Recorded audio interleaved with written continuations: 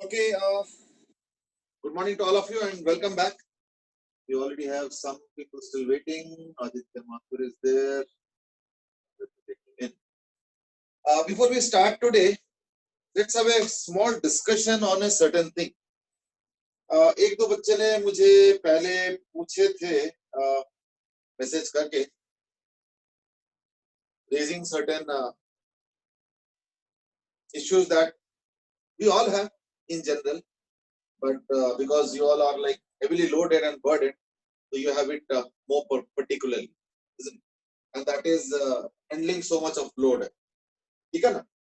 और मैं इसलिए एक वीकली रिपोर्ट पूछता हूँ. जनरली देखा होगा, एवरी वीक आई आस्क कि एक रिपोर्ट दे दो, और and I trust you on that. I mean many people give the reply कि आज इस वीक मैंने सिर्फ 20 क्वेश्चन किया था, इस वीक नहीं कर पाया अच्छे से. ठीक है, it's all right. I mean don't worry on that. ये होता रहता है, प्लस भी चलेगा माइनस भी चलेगा.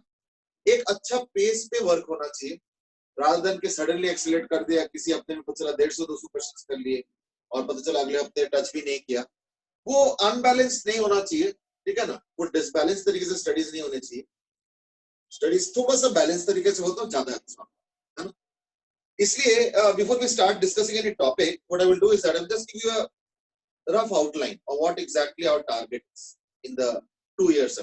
इसमें से ऑलरेडी थोड़ा बहुत टाइम तो हो ही चुका है, और आगे का जो टाइम है इट्स लाइक ऑलमोस्ट 2 years. एक आध महीने छोड़ दो, एक डेढ़ महीने छोड़ दो, तो ऑलमोस्ट 2 years का जो टाइम है उसमें हम लोग कैसे इफेक्टिवली, आई विल रिपीट, कैसे इफेक्टिवली पढ़े so that you are better off. उसके लिए मैं एक रफली टारगेट बताता हूं. मैं अगर देखोगे तो अप्रोक्सीमेटली एचसीवी के 11th में तुमको 15 चैप्टर करना है, और अप्रोक्सीमेटली अगर एवरेज लेते हो तो around 60 questions. So that's around 900 questions. 12th में भी लगभग इतना ही है, तो अराउंड 15 to 60 दैट्स 900. तो इसलिए मैं इसको एक काम करता हूँ, 900 into 2 कर देता हूं, ठीक है ना? तो 900 into 2 का मतलब हो गया 900 into 2 का मतलब हो गया 1800 क्वेश्चंस. बड़ा सिंपल सा मोटा मोटा हिसाब कर. ऐसे ही देखना 2 into 15 कर दो, चलो, तो यानी 900 की जगह इसको 1800 सीधा ही लिख दो, ठीक है ना?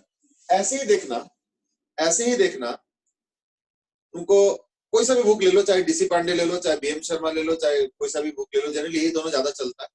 तो that would be around this little larger. तो बीएम शर्मा अगर करते हो तो that's around 2 into 15 into that would be 120 at least.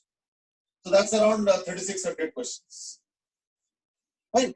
So that brings us around 5400 questions. इसके अलावा देखो जेई के लास्ट ईयर पेपर्स, तो जेई के लास्ट ईयर पेपर्स है, और भी तमाम चीजें हैं. तो दैट वुड बी रफली the target in how many days, around what. अगर मैं एक साल को अगर मान लो मैं 52 वीक्स ले लेता हूँ, तो दैट्स लाइक 2 years में कितना हो गया, अराउंड 100 वीक्स, है ना? तो 100 वीक्स अगर मैं करता हूँ तो that brings us a figure of, ठीक है ना, that brings us to a figure of around 54 questions per week. लेकिन क्योंकि इससे ज्यादा क्वेश्चंस करने हैं, थोड़ा सा बोर्ड एग्जाम्स के लिए भी करना है, थोड़ा सा जो हमें यू नो और भी एग्जाम्स के करने हैं, जैसे मेंस हो गया, एडवांस के क्वेश्चंस के लास्ट 20-30 years के क्वेश्चंस हो गए जेई एडवांस के, और एटलीस्ट 10 years और सो अराउंड मेंस के एंड ऑल एटलीस्ट जो भी है, तो उनको भी अगर जोड़ दो तो that is around 54 questions per week बनता है. अगर मैं सिर्फ इन दोनों को जोड़ता हूँ, यानी एचसीवी और चाहे बीएम शर्मा करो चाहे डीसी पांडे करो, that's roughly the figure. Now add on to that the thing that I was saying, so that would turn out to be around, total जो देखा जाएगा तो देखना अराउंड हो जाएगा 70 प्लस. यानी जनरली मैं रिकमेंड नहीं करता हूं कि you should have solved at least 10 plus per day, that is the average. ये हो गया फिजिक्स के लिए, ठीक है? ऐसे ही 10 प्लस पर डे केमिस्ट्री के लिए, and around 20 plus per day maths के लिए. मैथ्स में तो सिर्फ सॉल्विंग है, पढ़ना तो है नहीं ज्यादा, थोड़ा सा पढ़ा and then you go on solving questions. Chemistry physics में क्या होता है, पढ़ना भी पड़ता है अच्छा खासा, केमिस्ट्री में तो कई चैप्टर में तो बहुत पढ़ना पड़ता है, तब जाके क्वेश्चंस होने लगते हैं, जैसे खास करके inorganic and all. So therefore, this would be some kind of a target for one day. Now when I say 10 plus, 10 remember is the bare minimum. पूरे कंट्री में अगर एवरेज निकालोगे तो देखना 10 से ज्यादा होता है. So therefore, higher your average is, better is your chances. Because देखो IQ ना एकदम से रातों रात नहीं बढ़ने वाला, लेकिन हम अपने प्रैक्टिस लेवल को बढ़ा सकते हैं. So that's why I generally ask every week what is your report for that particular week. तो एक चीज ध्यान रखना कि 70 प्लस तो कुछ भी नंबर हो सकते हैं, 80 भी 70 प्लस है ना, और जो है 100 भी 70 प्लस है, तो वो 70 प्लस कौन सा नंबर. तो I would say recommend around approximately 100 questions per week for physics and chemistry. That would be a good point to start with. अच्छा, एक चीज और ध्यान रखना, देखना क्या होगा कि 100 जैसे ही करोगे ना तो अच्छा लगता है, फिर लगता है इसको 105 करते, फिर 110 करते, फिर चस्का लगता है. अच्छा, इसका उल्टा भी है. मान लो तुमने किसी वीक में ओनली 20 क्वेश्चंस किया, अब सीपीटी हो गया, अब तो सीपीटी आएगा पूरा जुलाई वुलाई में आएगा शायद. तो अगर मान लो लगातार क्वेश्चन नहीं भी करोगे फिजिक्स के, तो कोई पकड़ में तो आओगे नहीं. क्यों? क्या होगा, टेस्ट वेस्ट तो कुछ हो नहीं रहा है कि भी पता चल जाता है नॉल. तो देयरफॉर कई बार हम लोग रिलैक्स कर जाते हैं, जैसे सीपीटी हो जाता है तो हम रिलैक्स कर जाते हैं. वो नहीं होना चाहिए. चाहे सीपीटी हो, चाहे सीपीटी ना हो, चाहे टेस्ट हो, चाहे ना हो, चाहे कुछ हो, चाहे कुछ ना हो, your target should be around 100 questions per week for physics, 100 questions per week for chemistry, and around 200 for maths. That should be a rough kind of a target. I think if you're following that, be rest assured you are on right track. थोड़ा सा ऊपर नीचे किसी हफ्ते में चल जा. अब मान लो इस हफ्ते तुमने सपोज बोला कि नहीं, मैं तो इस हफ्ते ज्यादा केमिस्ट्री पढ़ना चाहता हूँ, तो केमिस्ट्री के तो इन दैट केस केमिस्ट्री बढ़नी चाहिए, केमिस्ट्री फिर 150 होना चाहिए, है या नहीं. तो इन दैट केस फिजिक्स को 50 कर लो, तो 150 प्लस 50 200, फिर भी 200 मेंटेन हो रहा है. So that's how you should balance it out. Yani overall, you should do 400 questions per week overall. ये तो physics chemistry 200 questions per week, ठीक है ना, for maths, and 400 questions per week overall if I combine all the subjects. ये एक देखो रोज हिसाब करने की जरूरत नहीं, वो बड़ा बोरिंग भी होता है और नॉन इंटरेस्टिंग होता है, लेकिन वीकेंड में एक बार एनालाइज जरूर करो, have I done 400 questions this week. अगर ऊपर नीचे है, ऊपर हो तो खुश हो, और अगर नीचे है तो थोड़ा सा स्पीड अप करो. And I'm sure and I'm very confident that you all are capable. तो फिर क्यों ना अपना गियर को थोड़ा सा और हायर किया जाए, ठीक है ना. This question has been coming on and off. कोई कुछ लोग पूछते रहते हैं ऐसी कि क्या करें. और कई बार वीकेंड में जब मैं पूछता हूँ कि मुझे एक वीकली रिपोर्ट भेजो, तो तब कुछ बच्चे मैसेज करते हैं कि इस बार तो इतना ही हुआ, तो what should I do, how much should I do and all those things. What is ideal number of hours क्या है. कई क्वेश्चन आते रहते हैं, but I generally don't answer them. The reason being that studies, remember, is your activity. It's a very personalized activity. कई बार मैंने देखा है कि कुछ बच्चे एवरेज 2, 2.5, 3 घंटा पढ़ के भी काफी ज्यादा इफेक्टिव स्टडी करते हैं rather than 4 and 5 hours and 6 hours per day of some other child. Because seat में बैठना अलग चीज होता है और पढ़ाई में आउटपुट अलग चीज होता है. तो हमें आउटपुट से मतलब है, हमें सीट पे बैठाने से कोई मतलब, ठीक है ना. So keeping those things in mind, I generally don't tend to answer those questions कि कितना घंटा पढ़ना चाहिए. It's your activity, you decide what is your best. लेकिन क्योंकि हमें नंबर्स का तो ध्यान रखना पड़ेगा, है ना. देखो बैट्समैन किसका स्टाइल तुमको अच्छा लगता है वो अलग बात, लेकिन अगर बैट्समैन को मैच जिताना है तो नंबर्स जरूरी है. इतने रन, इतने ओवर्स, इतना टारगेट, इतना स्ट्राइक रेट, ये सब तो जरूरी है. So that's what I'm saying कि वो as a batsman this is what your target is. अब वो टारगेट कैसे करते हो, कवर ड्राइव से करते हो, हुक से करते हो, स्ट्रेट ड्राइव से करते हो, है ना, that's totally your choice. Fine, चलो, that was a small discussion on not an ideal study way. मैं कोई आइडियल डिस्कस नहीं करने वाला हूँ यहाँ पे.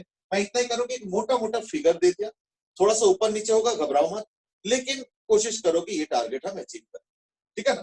That's the suggestion. चलो let's move on. We were discussing about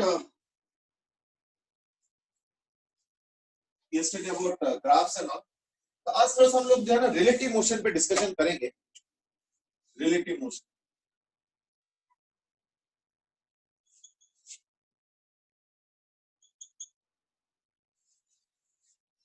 relative motion में सब कुछ रिलेटिव हो सकता है टाइम छोड़ के, ठीक है। तो कोई भी क्वांटिटी रिलेटिव अगर निकालना है उसके लिए क्या होता है, quantity of the object minus quantity of the observer, ठीक है। तो रिलेटिव क्या हो गया, quantity of the object minus quantity of the observer, बस दैट्स इट, और कुछ। Now that quantity will be different for different cases. जैसे अगर रिलेटिव पोजीशन जानना है तो is equal to x of the object यानी position of the object minus position of the observer. अगर मान लो डिस्प्लेसमेंट रिलेटिव जानना है, in that case displacement of the object minus displacement of the observer। अगर relative velocity जानना है तो velocity of the object minus velocity of the observer and so on. अगर acceleration जानना है ए रिलेटिव तो acceleration of the object minus acceleration of the observer and so on. यानी कोई भी क्वांटिटी रिलेटिव जानना है तो इन दैट केस क्या करेंगे, उसके ऑब्जेक्ट का क्वांटिटी देखेंगे, उसके ऑब्जर्वर का quantity. Now you might say कि who is the object and who is the observer. The answer is you are supposed to choose that. अगर दो ऑब्जेक्ट्स मूव कर रहे हैं, आई विल रिपीट, दो ऑब्जेक्ट्स अगर मूव कर रहे हैं तो in that case you can set yourself as to whom you want to make the observer and whom you want to make the object, and they're interchangeable at times, ठीक है। अगर question में कुछ specified नहीं है कि ये observer है ये ऑब्जेक्ट है, that means up to you to choose, है ना। तो in that case you are free to choose any one of them as the object and any one of them as the observer, ठीक है। मैं एक question इससे के basis पे देना चाहूंगा, दैट इज सपोज मैं कहता हूं कि एक ऑब्जेक्ट है यहाँ, ये देखो यहाँ, और एक और ऑब्जेक्ट भी है, राइट। इसका इनिशियल वेलोसिटी है सपोज 50 मीटर पर सेकंड, इसका सपोज है 10 मीटर पर सेकंड, ठीक है। और दोनों के बीच का जो गैप है दैट इज सपोज 40 मीटर। इसका जो एक्सेलरेशन है, उल्टा कर क्या, चलो ठीक है ना। इसका जो एक्सेलरेशन है ये suppose 10 metre per second square, इसका जो एक्सेलरेशन है वो है suppose 5 metre per second square. ये ए है और ये बी है, ठीक है। Question is when does overtaking take place, ठीक है। When does overtaking happen?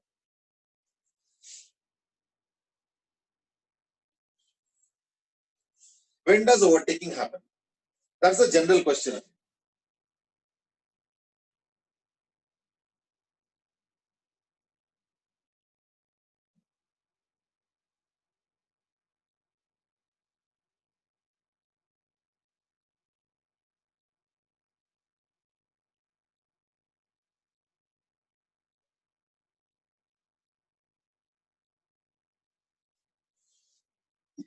अब इसमें ना सब लोग अगर अलग अलग लोग तो दिक्कत आ सकता है, तो मैं एक काम करूं, मैं इसको ले लेता हूं ऑब्जर्वर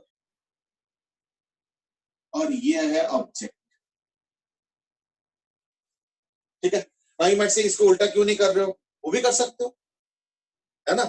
तो सब लोग अगर अलग अलग करोगे तो इन दैट केस थोड़ा डिस्कशन में दिक्कत आएगा। इसलिए मैंने खुद असाइन कर दिया कि भाई इसको ऑब्जर्वर मानो और इसको ऑब्जेक्ट। यू माइट से नहीं नहीं नहीं पीछे वाले को ऑब्जर्वर ले लो ना, सामने वाले को ऑब्जेक्ट ले लो ना। I know that is more convenient to think, I know that. क्यों, क्योंकि यहाँ पे तुम हो और तुम्हारे सामने कोई ऑब्जेक्ट है, that is easier to visualise, I understand that, but yet I am asking you कि ऐसे काम करो, इसको ऑब्जर्वर बनाओ, इसको ऑब्जेक्ट, ठीक है, एंड देन गो अहेड।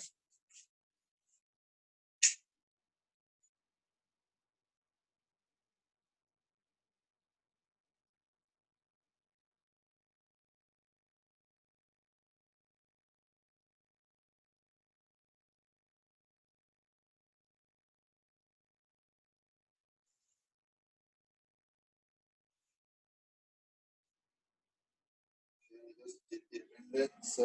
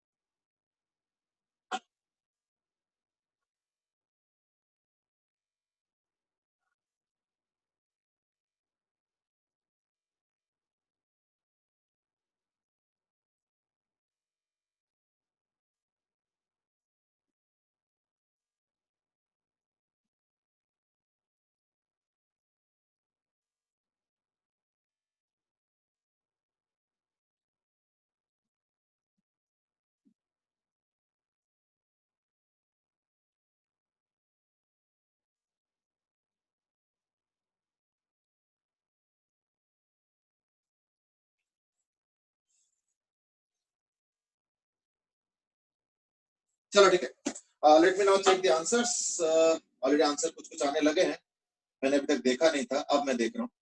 सबके लगभग अच्छा अच्छा, कुछ लोग बोल रहे हैं 4 सेकेंड, कुछ बोल रहे हैं 4√2 - 1, 4√7 - 4 -4 प्लस √32, 4√2 - 4।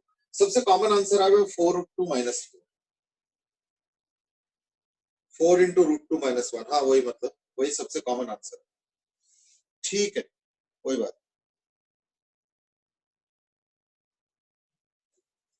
ठीक है ना। चलो, so what I now do is that actually in this question what I was wanting to discuss was the approach. The question is relatively easy, ऐसे कुछ नहीं। और इस क्वेश्चन में interestingly, in fact honestly, relative motion जरूरी भी नहीं, हम बिना रिलेटिव मोशन का भी कर सकते। बट यहाँ पे मैं एक चीज पॉइंट आउट करना चाहूंगा इज दैट कि जो डिस्प्लेसमेंट रिलेटिव है, इसके दो डेफिनेशंस है। Number one, it is displacement of the object minus displacement of the observer. लेकिन कई बार ना ये डेफिनेशन अप्लाई करने में थोड़ा दिक्कत आता है, पता है क्यों? क्योंकि रिलेटिव डिस्प्लेसमेंट क्या है? Displacement of the object minus displacement of observer. अब डिस्प्लेसमेंट ऑफ द ऑब्जेक्ट निकालने के लिए भी टाइम चाहिए होता है भाई, इतने टाइम बाद डिस्प्लेसमेंट। कई बार पता चला टाइम ही पूछा है, तो देयरफॉर इसका कोई बेनिफिट हमें ज्यादा होता नहीं, यानी इस फॉर्मूला का बहुत ज्यादा बेनिफिट जनरली हमें नहीं होता, इसलिए इसका एक ऑल्टरनेटिव भी है, वो सुन लो। यानी रिलेटिव डिस्प्लेसमेंट का एक और definition, listen careful, and that is x relative final minus x relative initial। ध्यान से सुनो, x relative final minus x relative initial। इसका मतलब समझो, इसका मतलब ये है कि ऑब्जर्वर है, मान हो सकता है मूविंग और स्टेशनरी में जो भी हो, मुझे उससे कोई कंसर्न नहीं, मोस्ट प्रोबेबली मूविंग ही होगा शायद। अगर ऑब्जर्वर से पूछोगे इनिशियली कि ऑब्जेक्ट कहां पे है, तो वो क्या बोलेगा? या तो बोलेगा 20 मीटर आगे है, 40 मीटर दूर है, पीछे है, प्लस माइनस 20 50 40 ऐसे कुछ है, तो प्लस समथिंग माइनस समथिंग कुछ आएगा इनिशियल। एंड में जिसको तुम फाइनल मान रहे हो, उस समय फिर से पूछो कि ऑब्जेक्ट कहां है, that is the x relative final. तो फिर से कुछ बताएगा कि इतने मीटर आगे है, इतना मीटर पीछे है, मेरे साथ में कुछ कुछ तो बताएगा।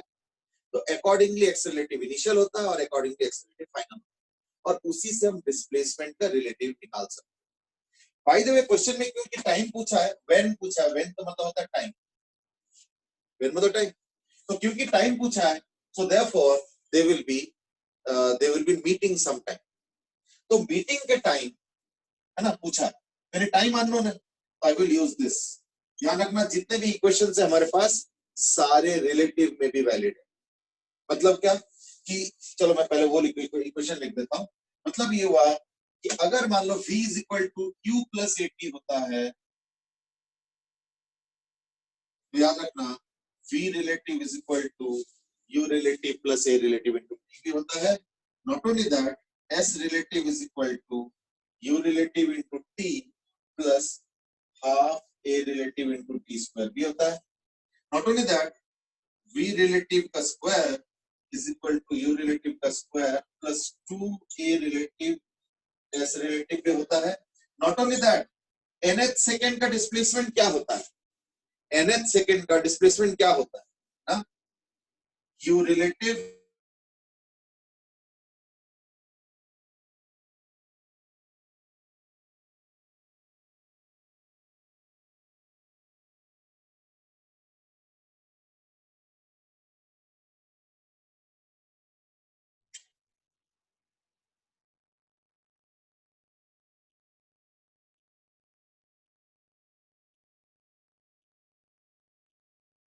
somehow it moved out, I don't know why।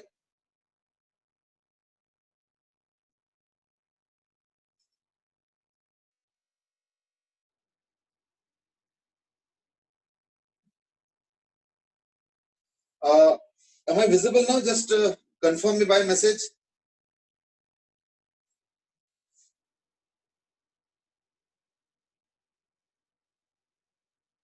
Okay, बीच में कुछ डिस्टरबेंस हुआ था ना, शायद कट गया था, क्या हुआ था?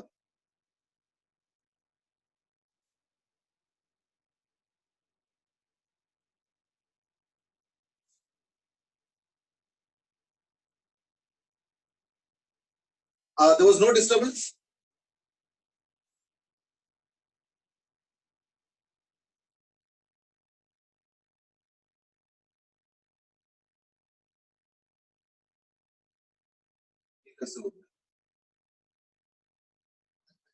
घर कैसे होस्ट बन गया था?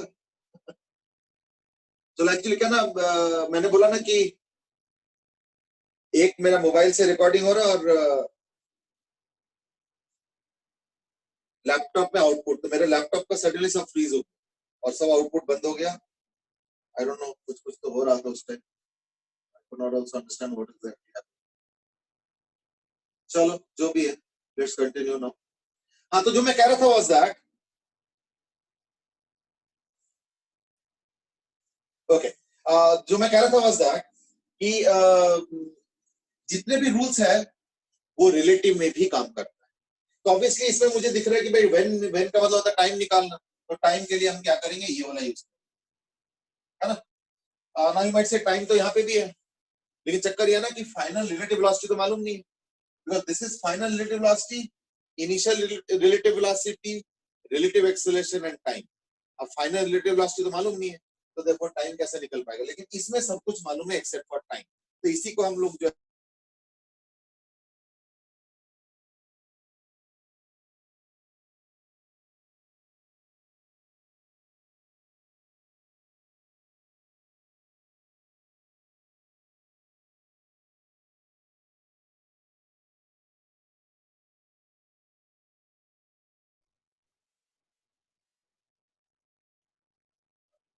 I am not getting what exactly is happening.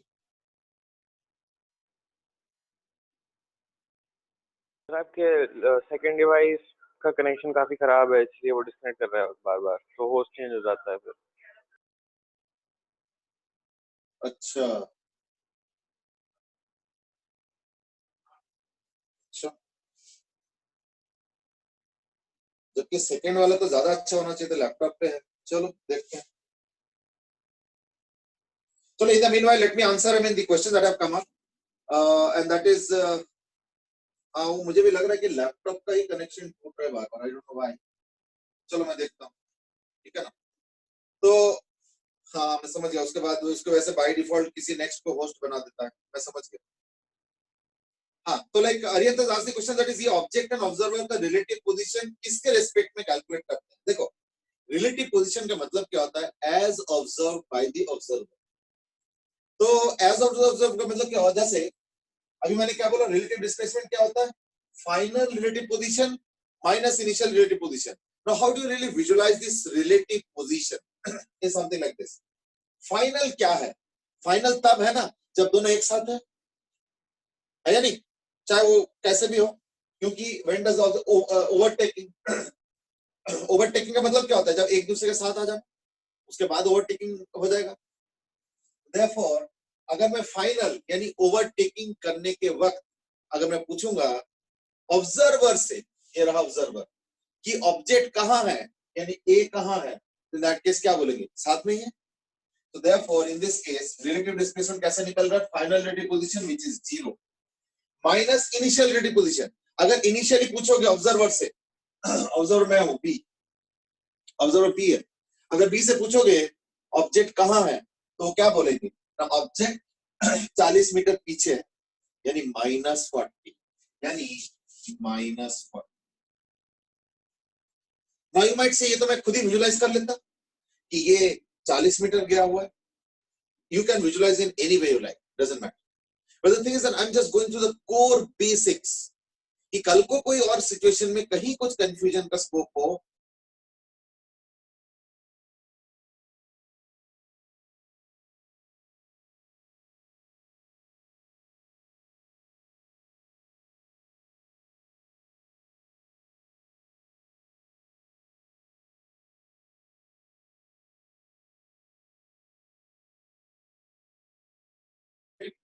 Is not you relative. U relative मतलब क्या होता है, ऑब्जेक्ट का वेलोसिटी माइनस ऑब्जर्वर का. तो ऑब्जेक्ट का तो 30 है, ऑब्जर्वर का 10 है, तो यानी object minus observer into T plus half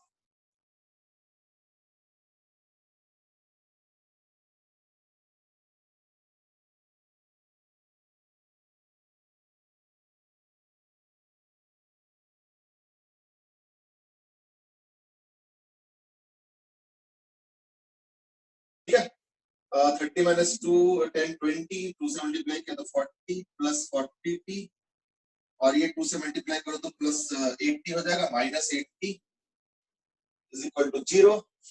ठीक है, इसमें ना थोड़ा सा I get your point, laptop में ना आउटपुट का थोड़ा दिक्कत आ रहा है।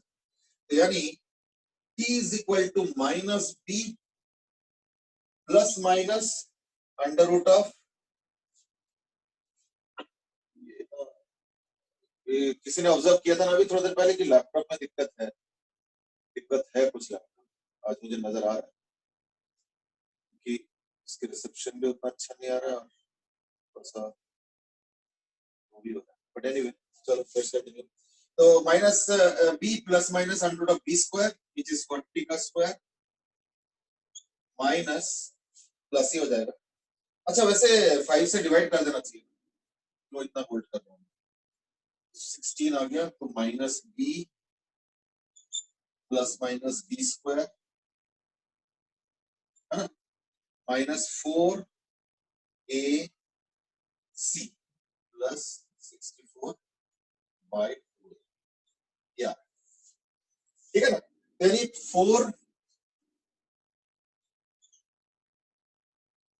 4 इंटू रूट 2 माइनस 1 सेकेंड। अभी एक सेकेंड और रुको, एक चीज और, इसका एक्चुअल आंसर जो आ रहा है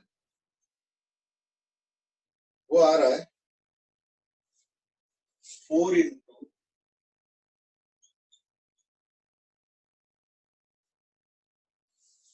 इसका जो एक्चुअल आंसर आ रहा है वो आ रहा है 4 into plus minus root 2 minus 1 है ना, ऐसे आ रहा ना।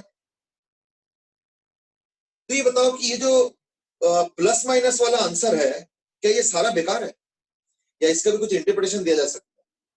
ये तो अगर मैं माइनस वाला लेता हूं तो आंसर टोटल नेगेटिव आता है, इज देयर इंटरप्रिटेशन? है anybody would like to give an interpretation to this?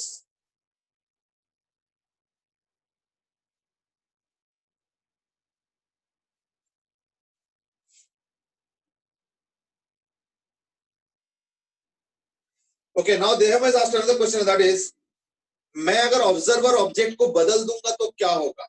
In that case पता है क्या होगा, ये साइन बदलेगा, इसका साइन, देखो ये साइन बदलने से कुछ होगा नहीं, हुआ एक अलग बात, बट इसका साइन बदलेगा, इसका साइन सॉरी इसका साइन बदलेगा, इसका बदलेगा, इसका बदलेगा, इसका बदलेगा, इसका बदलेगा, यानी पूरे इक्वेशन माइनस से मल्टीप्लाई हो जाएगा, बट कोई फर्क नहीं पड़ता, इक्वेशन वही आने वाला। मैं तो कुछ और पूछ रहा था, इस दैट हमने यहाँ पे ये माइनस को रिजेक्ट कर दिया, इस माइनस का क्या मतलब?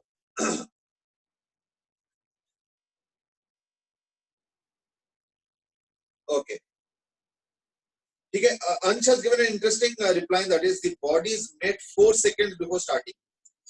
थोड़ा नंबर गलत बता रहे हो, ठीक है ना, नंबर गलत बता रहे हो, कंसेप्ट सही बता रहे हो, ठीक है ना। ओम हैज सेड कि टाइम ओनली पॉजिटिव होता है, इससे प्रूव होता है कि टाइम नेगेटिव हो नहीं सकता। नहीं नहीं, ये इंटरप्रिटेशन नहीं है, ये इंटरप्रिटेशन नहीं है।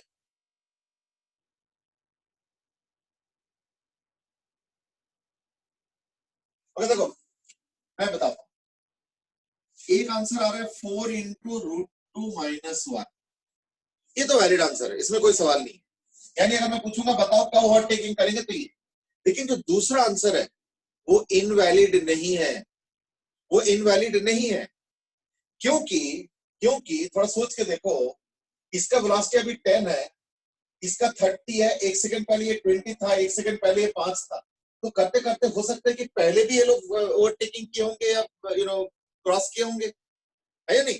तो देयरफॉर माइनस 4 रूट 2 माइनस 4 का मतलब ये हुआ कि इतना सेकेंड्स पहले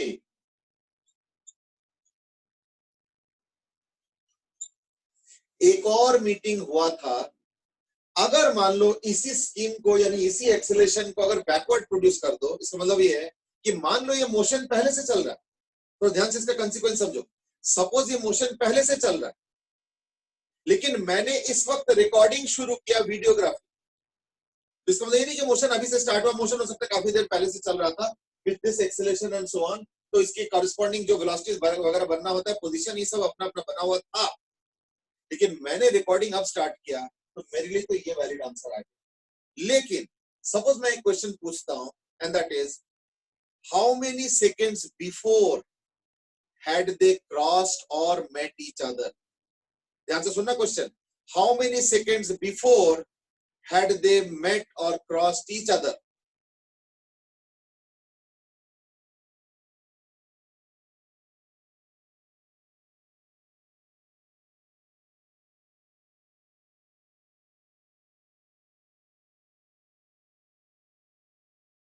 इतने सेकंड्स बिफोर एक और मीटिंग हुआ था. इतने सेकंड्स बिफोर एक और मीटिंग हुआ था.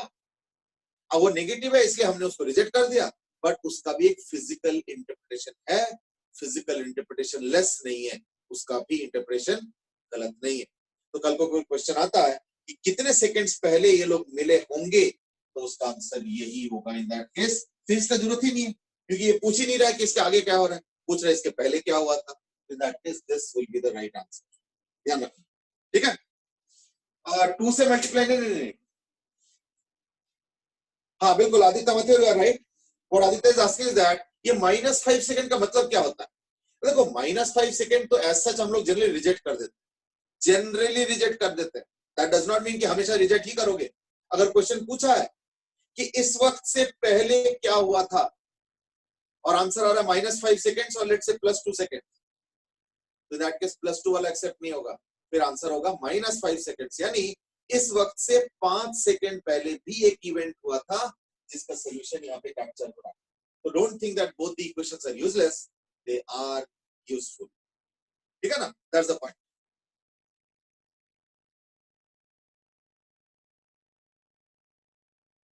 देखो इस क्वेश्चन को यशु, इस क्वेश्चन को इस तरह से इंटरप्रेट करो कि अगर मैं इस एक्सेलेरेशन को आगे और पीछे एक्सट्रापोलेट कर दूं, तो इन दैट केस दोनों के बीच का डिस्प्लेस, दोनों के बीच का रिलेटिव पोजीशन 0, यानी मीटिंग या क्रॉसिंग क्या होगा, कब हुआ होगा, अब एक कुछ टाइम बाद होगा और कुछ टाइम पहले हुआ होगा. That's the overall physical interpretation. ठीक है ना. I hope that's now okay. I mean in that case we can go ahead. I hope ये आ गया, तो मैं फिर बढ़ूं आगे. और कोई क्वेश्चन. कुमार आदित्य सेज क्या 2 से मल्टीप्लाई कर दिया. नहीं 2 से मल्टीप्लाई नहीं किया. ये जो रूट आया ना, ये प्लस माइनस वाले को लिखा है यहाँ. 2 से मल्टीप्लाई करके नहीं निकाला मैंने कि 5 सेकंड बाद में होगा तो 5 सेकंड पहले होगा. ऐसे कोई गारंटी नहीं, ऐसे कोई गारंटी नहीं. हो सकता है 3 सेकंड बाद में होगा और 7 सेकंड पहले होगा. क्वाइट पॉसिबल है ना. ऐसे कोई नहीं कि 2 टाइम्स कर दिया, बिल्कुल नहीं. So that was about an interpretation of it, about relative motion. अब हम relative motion को थोड़ा और डिटेल में करना चाहते हैं. एक क्वेश्चन भी मेरे पास आया था वैसे तो मैसेज में, वैसे तो मैंने सॉल्व कर दिया, बट देन मैं चाहता हूँ कि बाकी लोग भी थोड़ा इसके ऊपर सोचो. Okay, and that is suppose मैं कहता हूँ कि मैं ग्राफ बनाने के लिए कहता हूँ रिलेटिव मोशन. ठीक है ना. तो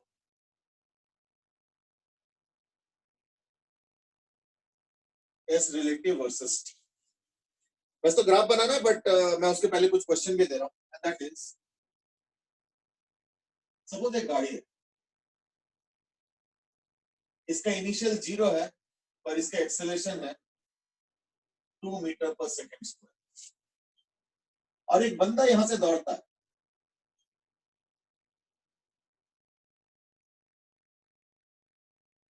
ठीक है, एक बंदा दौड़ रहा है यहाँ पे with the speed of suppose 12 metre per second, और यहां से जो गैप है, यहां से जो गैप है वो है suppose 50 metre. Question is when will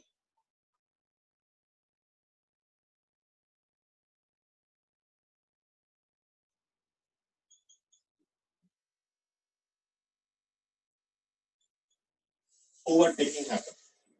दोनों सेम टाइम पे स्टार्ट किया, ये given. Go ahead. Sir √4 to +4 कैसे आया?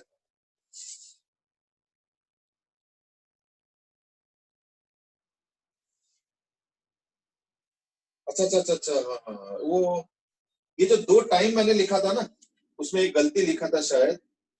हाँ नहीं नहीं, ठीक है ठीक है ठीक है ठीक है। ये ना एक रूट आया था 4 इंटू रूट 2 माइनस 1, और दूसरा आ रहा था माइनस ऑफ 4 रूट 2 प्लस 1, क्योंकि ये माइनस था ये माइनस था तो माइनस कॉमन लेके ही। तो this is what I have interpreted as इतना सेकेंड्स बिफोर दिस मोमेंट, तो मैंने माइनस को हटा दिया, इसलिए 4 रूट 2 प्लस 4 आया, ये वाला, मतलब 4 इंटू रूट 2 प्लस 1, सॉरी, है ना, 4 इंटू रूट 2 प्लस, तो 4 रूट 2 प्लस 4 सेकेंड सी आया। तो मैंने माइनस हटा दिया था, क्योंकि मैंने बोला ना बिफोर है, तो बिफोर का मतलब माइनस होता तो माइनस हट गया, है ना। देखो अगर मान लो किसी का लॉस होता है मान लो 40 रुपए, और तुम पूछते हो प्रॉफिट, तो मैं बोलूंगा प्रॉफिट इज इक्वल टू -40, पर अगर मुझे लॉस बोलना हो तो लॉस इज इक्वल टू +40। तो अगर टाइम पूछोगे तो टाइम है -4 इंटू रूट 2 प्लस 1, ये हो गया एक इंटरप्रिटेशन। और दूसरा है कि इस वक्त से 4 into root 2 plus 1 second before, तो अगर बिफोर बोल देते हो इन दैट केस ये माइनस हम हटा सकते, ठीक है ना। चलो, Aryan says कि no overtaking will happen in this case. Yashu says first time 6 into root 6, second time 6 minus root 6, second time 6 plus root 6. ठीक है, when will overtaking happen?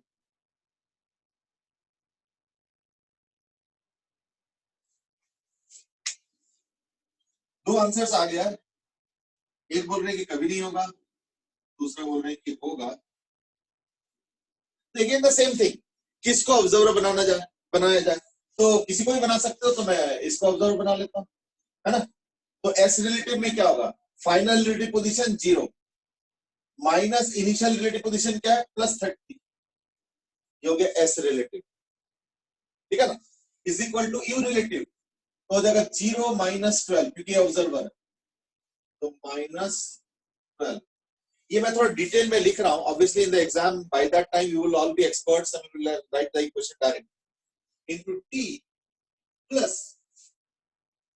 Half a relative into t square. a relative क्या होगा, क्योंकि observer है तो object minus observer, तो 2 minus 0, इसका तो speed constant is equal acceleration, तो 2 माइनस 0, ये इसका एक्चुअल, यानी इक्वेशन बन गया t स्क्वायर, ठीक है ना, t square minus 12t plus 30 is equal to 0, यानी t is equal to minus b, तो 12 plus minus under root of b square, यानी 144 माइनस 4ac, यानी 120 बाय 2a, तो बाय 2, यानी जो आंसर्स आ रहे हैं वो है 6 कॉमन लेके, 6 कॉमन जाएगा नहीं, क्यों, क्योंकि ये आ रहा है 24, तो लाइक 2 बाहर आएगा, है ना, तो 2 कैंसिल हो जाएगा, 6 प्लस माइनस रूट 6, हाँ ठीक, 6 प्लस माइनस रूट 6। अब देखो दोनों ही पॉजिटिव आ रहा है, देखो पिछले बार एक पॉजिटिव एक नेगेटिव था, तो उसका मैंने एक इंटरप्रेशन बताया था, इस बार फिर से इंटरप्रेशन होगा, है ना। अच्छा एक चीज बताओ,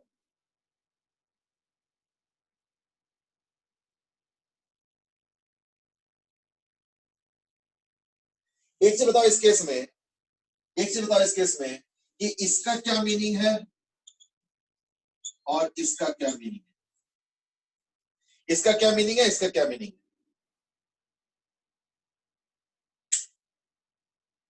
यस जल्दी बताओ, मैसेज करके।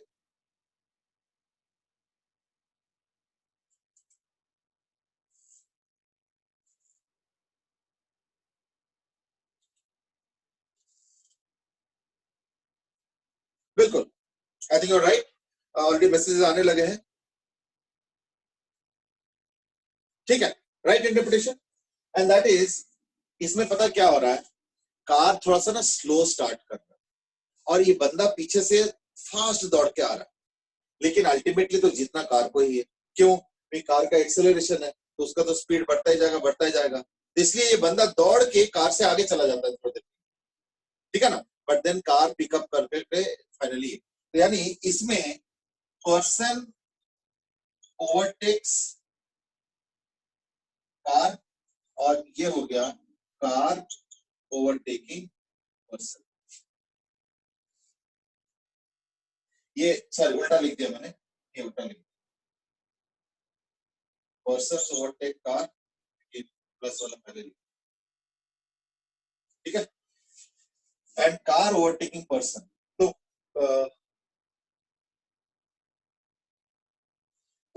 पर्सन ओवरटेक करता है कार को पहले, ठीक है ना, 6 माइनस रूट 6 में, और उसके थोड़ी देर बाद 6 प्लस रूट 6 में क्या हो रहा है, कार उसको वापस ओवरटेक करके चला जाता है, ठीक है। अब देखो, हाँ बिल्कुल, अब सब लोगों ने जो है एकदम सही आंसर दे दिया, कोई दिक्कत नहीं है। अब एक काम करो, इनके रिलेटिव मोशन का प्लॉट करना है versus time, that's the question, ठीक है। You to plot the relative motion with time, mind you observer कौन है, ये ध्यान रखो, गो अहेड प्लॉट इट। फिर मैं रिलेटिव पोजीशन भी पूछूंगा, बट पहले रिलेटिव डिस्प्लेसमेंट कर लो, क्योंकि मैंने पहले ही बता रखा है कि relative displacement is the fundamental thing, relative position निकालना उसके बाद कोई दिक्कत नहीं। पहले रिलेटिव डिस्प्लेसमेंट का ग्राफ बनाओ, and if somebody has made the graph, in that case 9555 वाले नंबर पे अगर चाहो तो भेज सकते हो, तो then I can check also whether you are doing rightly or not.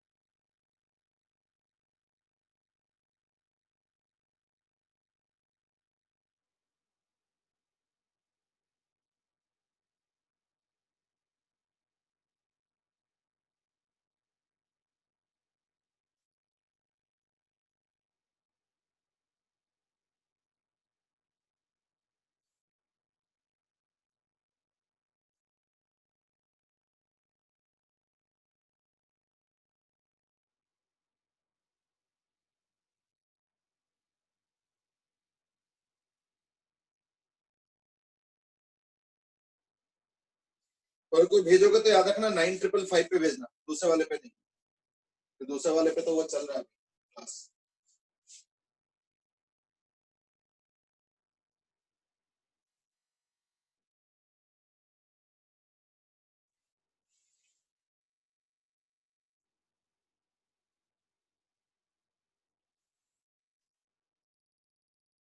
तो इस बार एस रिलेटिव का अगर मैं टी के टर्म्स में इक्वेशन लिखता हूं तो क्या इक्वेशन है, अच्छा तो निकाल दिया, पर चलो मैं लिख देता हूं, है ना। तो s relative is equal to u relative, u relative का मतलब क्या होता है, इनिशियली, है ना, -12t प्लस, सर एक बार वेटिंग रूम चेक करना है। ओ अच्छा,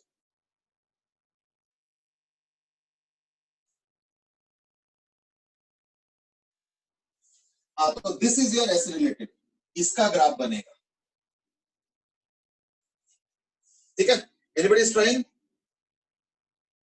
if you want you can send it for checking in the 9555 number अगर चाहो, otherwise I will give the answer, you to wait for that.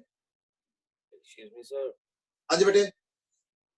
Sir जब time T होगा फिर तो एस रिलेटिव 0 नहीं हो जाएगा, पर स्टार्टिंग में तो 30 मीटर है। Now this is a good question, अभी मैं चाहता हूं कि 1-2 सेकंड में थोड़ा पॉज करो।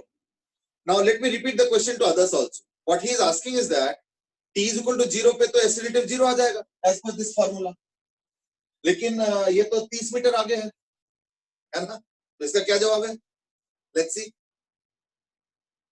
ओके, एक आंसर आया मेरे पास,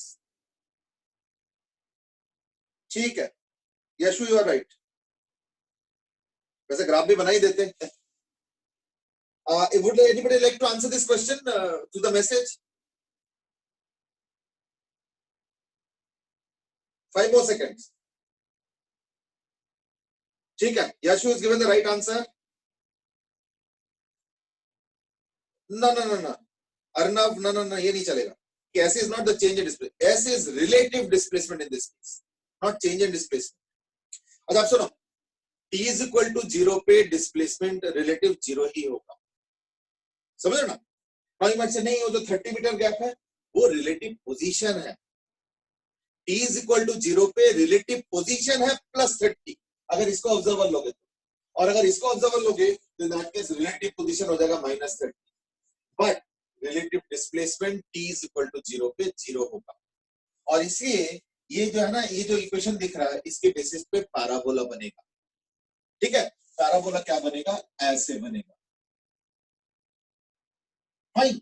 और ये जो है ना, ये वो वाला है, ये 6 माइनस √6 सेकेंड्स, समझ लो। तो ये जो सॉरी ये तो अलग हो गया रिलेटिव पोजीशन। तो लाइक रिलेटिव पोजीशन का अगर बनाते हो, ये देखो, तो रिलेटिव पोजीशन आएगा इस तरीके का, ठीक है ना, ये वाला ऐसे कर, ये इनिशियल पोजीशन हो जाएगा इसका, and that is 30। X relative का प्लॉटिंग अलग होगा, इसका ऐसे होगा। Are you getting it? तो एक्स रिलेटिव का जो प्लॉटिंग होगा वो ऐसे होगा, ठीक है ना, और फिर ऐसे, नहीं इसको तो पार करेगा,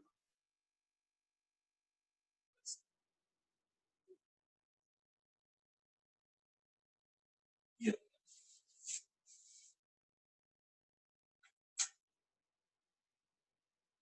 ठीक है।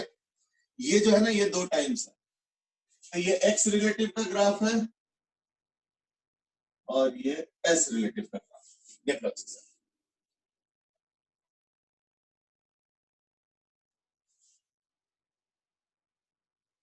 ग्राफ वापस बता दो इज द क्वेरी। अरियंत सेट कि -30 ऐड करेंगे इस इक्वेशन में। एक्चुअली ना, क्योंकि ऑब्जर्वर ये है ना, तो इनिशियल रिलेटिव पोजीशन के लिए +30 ऐड, ठीक है ना, इसलिए देखो इनिशियल रिलेटिव पोजीशन +30 है, ठीक है ना। फिर क्या हो रहा है, ये फास्ट जा रहा है, तो पोजीशन इनिशियली डिक्रीज करना, फिर 0 हुआ, है ना, इस तरीके से। That's how it is going to happen. देख लो अच्छे से।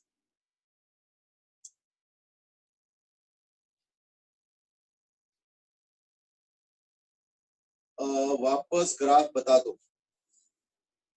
एक्चुअली देखो, ये जो ग्राफ बन रहा है ना, ये कैसे बन रहा है, देखो रिलेटिव पोजीशन का ग्राफ कैसे बनेगा ना, relative position x relative is equal to क्या होता है ना, x not relative plus s relative, बस दैट्स इट। तो एस रिलेटिव का ग्राफ क्या हो गया, u relative into t plus half a relative into t square. तो यू रिलेटिव कितना आ गया ना, 0 - 12, तो -12t plus half into a relative क्या हो गया, 2 - 0, इसका तो एक्सप्रेशन है नहीं, तो प्लस टी स्क्वायर। तो इसका ग्राफ तो -12t प्लस टी स्क्वायर का ग्राफ तो यह। और एक्स रिलेटिव का ग्राफ कैसे होगा ना, ये देखो ऐसे, ठीक है ना। तो इस वक्त क्या हुआ, थोड़ा सा इसको फिजिकली भी इंटरप्रेट करो। इस वक्त क्या हुआ, इस वक्त हो गया ये वाला टाइम, ये वाला, ये 6 - √6, ठीक है। और उसके बाद क्योंकि ये जो टाइम है ना, ये हो गया 6 - √6, ये वाला। उसके बाद क्या होगा, ये बंदा कार से आगे चला गया, तो यानी इफेक्टिवली कार पीछे चला गया, तो कार का पोजीशन अब क्या होगा, रिलेटिवली नेगेटिव आ गया, तो वो देखो नेगेटिव हो गया। लेकिन बाद में कार ओवरटेक करेगा, मतलब कार इन द सेंस की मेकअप करेगा, तो क्या हुआ, देखो ये कार है, ये पर्सन है, तो यूं हो गया थोड़ी देर बाद, तो पर्सन आगे चला गया, कार पीछे है, तो इसलिए पर्सन के हिसाब से कार नेगेटिव पोजीशन पे है, ये देखो नेगेटिव पोजीशन पे। लेकिन बाद में कार तो मेकअप करके चला जाएगा, तो कार फिर मेकअप करता है और फिर से ओवरटेकिंग होता है। यहाँ पे पर्सन ओवरटेकिंग कार है, यहाँ पे कार ओवरटेकिंग पर्सन है। तो अगर तुम टी के टर्म्स में देखोगे तो ये है वो टाइम जो कि हम कह रहे हैं 6 - √6, और ये है वो टाइम जब 6 + √6। अब ध्यान से एक चीज और सुनना, ठीक है ना, and that is till the time overtaking happens, दोनों इवेंट, उसके ठीक बीच में सबसे ज्यादा सेपरेशन होगा, ये देखो ये वाला पॉइंट, ठीक है ना, इसके वाले ठीक बीच में होगा सबसे ज्यादा सेपरेशन, क्योंकि ये जो ग्राफ होता है ना ये बड़ा सिमेट्रिकल होता है, तो ये जो दो पॉइंट्स है ना ठीक बीचों बीच देखना मैक्सिमम सेपरेशन होगा, तो ये हो गया वो पॉइंट जब मैक्सिमम सेपरेशन होगा। ये समझ पा रहे हो मैक्सिमम सेपरेशन का आइडिया? तो मैक्सिमम सेपरेशन कब होगा ना, बिल्कुल इन दोनों के बीच में टाइम होगा, यानी क्या होगा 6 प्लस रूट 6 और 6 माइनस रूट 6 के बीच में, यानी क्या होगा 6 सेकंड बाद, 6 सेकंड बाद जो है at t is equal to 6 the separation is maximum, ठीक है, till the time overtaking, overtaking के बाद तो सेपरेशन जो है वो होता जाएगा, वो एक अलग कहानी, ठीक है ना, मतलब जो दो ओवरटेकिंग हो रहा है, जो दो ओवरटेकिंग हो रहा है उसके बीच का जो मैक्सिमम है वो यहाँ पे हो, सो t is equal to 6 the separation is maximum between two overtakings। ये ग्राफ का इंटरप्रिटेशन भी समझ लो अच्छे से, आर यू गेटिंग इट? कोई जा रहा है कोई आ रहा है?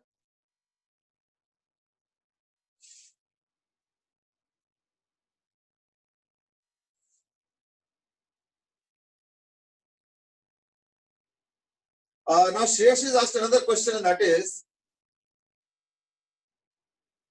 कि ये तो 12 सेकंड है, ये वाला 12 सेकंड है ना, अगर मैं इस रिलेटिव 0 करता हूं तो ये तो 12 सेकंड आ रहा है ना, ये हो गया 12 second, obviously t is equal to 0 पे एक बार हुआ और ये 12 second,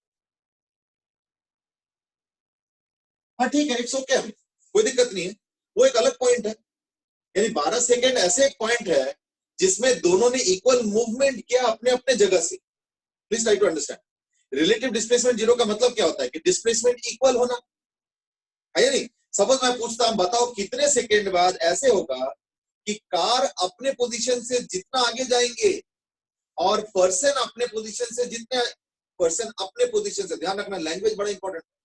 Now you might say what is the interpretation of this 12 seconds? 12 seconds का इंटरप्रिटेशन ये है कि 12 seconds वो seconds है जिसमें कार अपने जगह से जितना आगे जा रहा है, पर्सन भी उतना ही आगे जा रहा है अपने जगह से, ठीक है ना, ये चीज, यानी यानी यानी क्या हुआ कि उस समय अगर चेक करोगे तो देखना दोनों के बीच में रिलेटिव पोजीशन स्वैप हो जाएगा,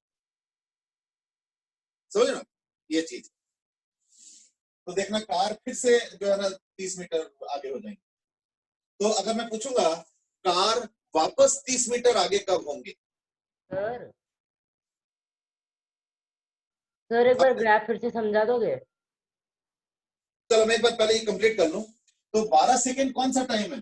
12 सेकंड वो टाइम है जिसमें at t is equal to 12 seconds क्या हो रहा है, तो मैं क्वेश्चन वाला पार्ट थोड़ा मिटा दो तो जगह बन जाएगा, है ना, तो 12 सेकंड वो टाइम है, 12 सेकंड वो टाइम है when car is again 30 meter ahead of person, ये चीज है। अब देखो सारे इंटरप्रिटेशन बता देता हूं, पहली बात तो डिस्प्लेसमेंट टाइम ग्राफ का तो ये फिगर आ गया, ये 0 कब हो रहा है 12 सेकंड पे, क्योंकि देखो अगर 12 पुट कर दोगे डिस्प्लेसमेंट 0 आ, 0 से स्टार्ट होके मिनिमा फिर 12 और फिर चला गया। अगर पोजीशन का ग्राफ बनाना होता तो पोजीशन का ग्राफ कैसे होता है, तो पोजीशन का ग्राफ होता है initial relative position plus displacement, तो यानी इनिशियल रिलेटिव पोजीशन क्या है 30, तो ये जो डिस्प्लेसमेंट का ग्राफ आया है इसको उठा के 30 यूनिट्स कर दो ऊपर, तो देखो 30 यूनिट्स ऊपर कर दी, तो जब मैं इसको 30 यूनिट्स ऊपर कर दूंगा तो इसका ग्राफ ऐसे हो जाएगा और ये 2 पॉइंट पे कट करेगा। रिलेटिव पोजीशन ध्यान रखना, एक्स रिलेटिव की पोजीशन बात करना, रिलेटिव पोजीशन 0 होने का मतलब क्या होता है, पार करना, यानी टच करना, क्रॉस करना, ओवरटेक करना, यही सब मीनिंग होता है इसका। एक्स रिलेटिव ध्यान रखना, x relative is equal to 0 means crossing slash overtake. चलते चलते अगर एक्स रिलेटिव 0 होता है, चलते चलते अगर x रिलेटिव 0 होता है इसका मतलब उस समय क्रॉसिंग हो रहा है या तो ओवरटेकिंग हो रहा है। ध्यान रखना इन चीजों का, ठीक है। तो यहाँ पे देखो x रिलेटिव 0 हुआ, यहाँ पे भी x रिलेटिव 0 हुआ, क्रॉसिंग भी तो 2 बार हो रहा है, यानी ओवरटेकिंग भी तो 2 बार हो रहा है। तो ये कम वाला टाइम है 6 माइनस रूट 6 जो हमने ऑलरेडी सॉल्व कर रखा है ये वाला। तो इसमें क्या हो रहा है, पर्सन ओवरटेक्स कार। तो इस वक्त क्या हो रहा है, पर्सन ओवरटेकिंग कार, ये वाला टाइम। और ये वाला टाइम क्या, 6 प्लस रूट 6, यानी कार ओवरटेकिंग पर्सन। ध्यान रखना, देख लो, ठीक है, ये हो गया।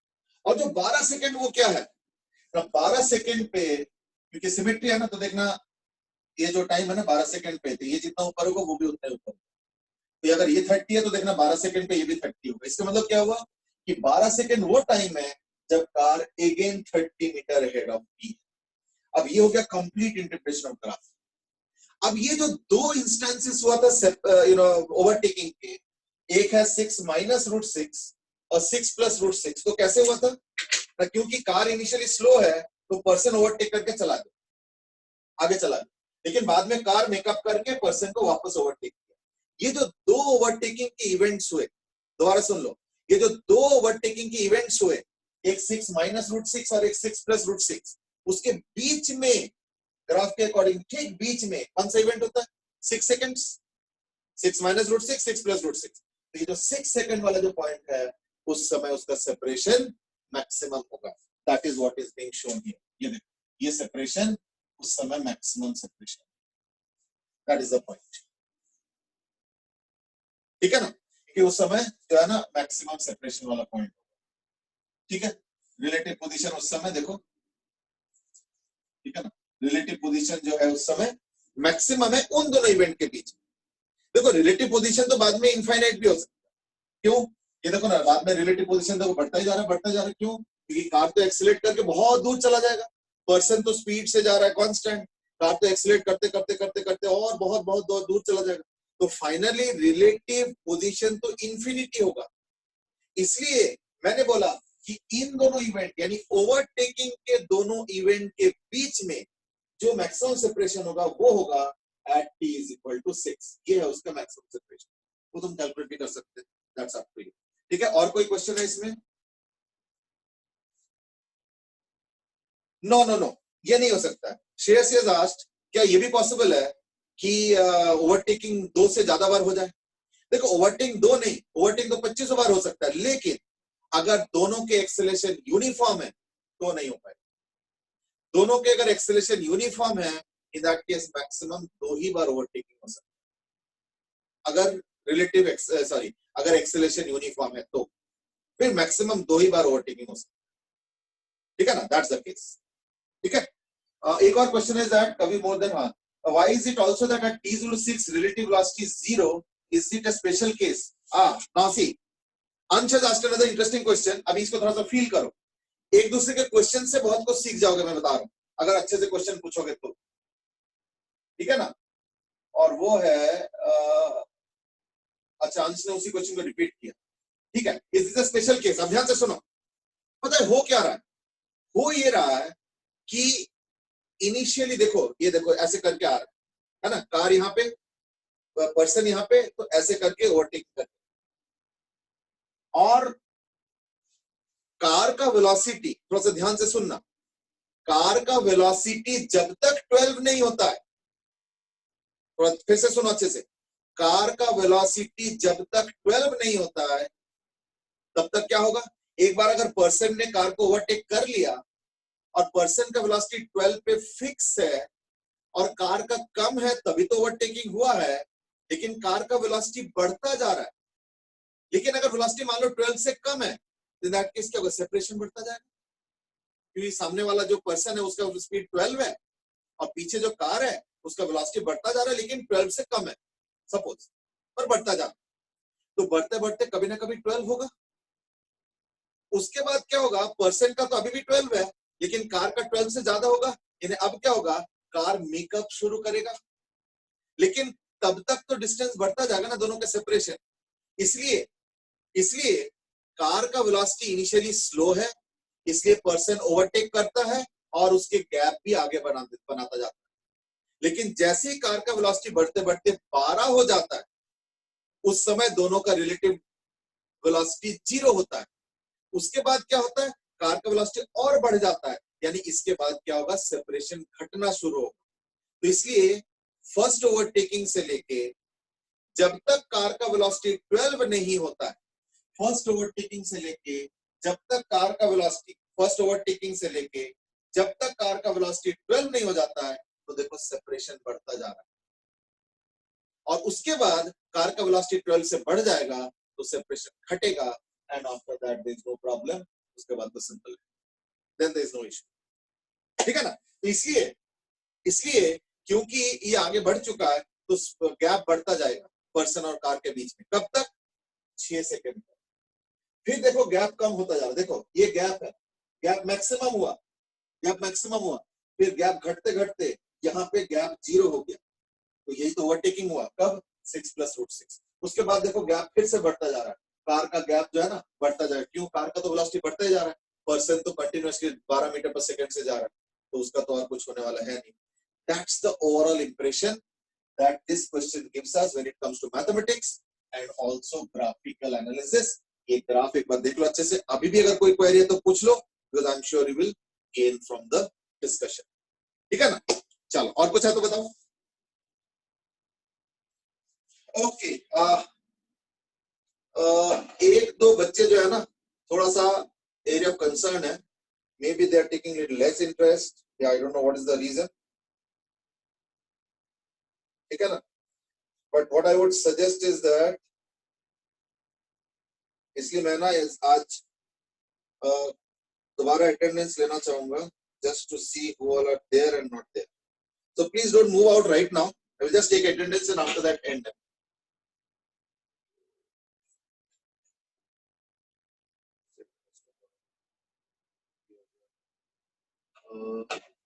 एक सेकंड रुक, अभी लॉग आउट मत करना, because then you will be marked absent. Just give me 2 minutes. I will just mark absent present and then you can move on.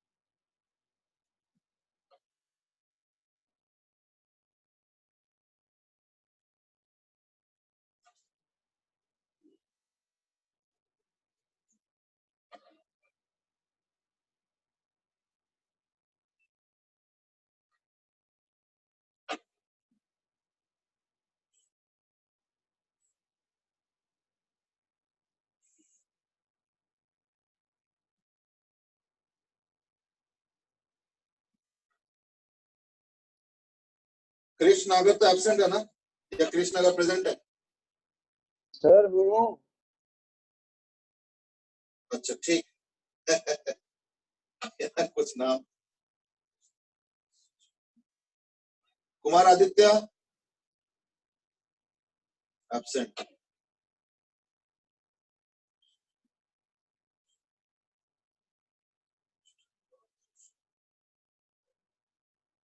Rajshekhar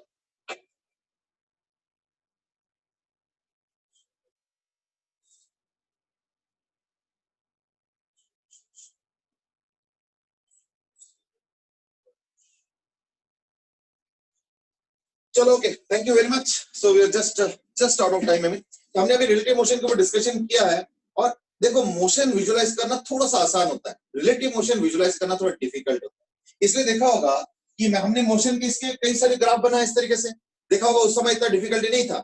जैसे उसी मोशन को मैंने रिलेटिव में ट्रांसफॉर्म किया तो थोड़ा सा विजुअलाइजेशन में प्रॉब्लम हुआ, कोई बात नहीं। इसलिए मैंने भी बड़े आराम से स्लोली इसको डिस्कस किया डिटेल में, जो जो क्वेश्चन आ रहा था मैं सबको answer, because I want that everybody should be able to interpret everything in its core, you can say fundamental idea. ठीक है ना, ये मेरा इंटेंशन था। I hope you got now a feel of what we have discussed out here. Actually एक और issue पता क्या आ जाता है कि जैसे ये नंबर्स जो मैंने दिया ये रैंडमली देते तो अच्छे नंबर्स होता तो थोड़ा सोचना आसान होता, जैसे 6 माइनस रूट 6 6 प्लस रूट 6 ये विजुलाइज नहीं होता कहीं। अगर इसका आंसर 5 और 10 आता तो शायद थोड़ा सा और इजीली इंटरप्रेट कर सकते थे, but doesn't matter, numbers should not be the diluting factor, the main issue is about understanding the ideas. I hope you got the entire thing now in your mind properly. Keep thinking. We'll meet again tomorrow and continue discussing relative motion. Fine. चलो आज के लिए इतना ही. Bye bye. इसमें observer person था ना, एक second, एक क्वेश्चन आया हुआ है, दैट इज फ्रॉम आर्यन. इसमें ऑब्जर्वर, हाँ ऑब्जर्वर पर्सन, इधर observer person. Yes Aryan, you are right, observer person. चलो ठीक है, आज के लिए इतना ही. Will continue tomorrow. Thank you. Bye bye.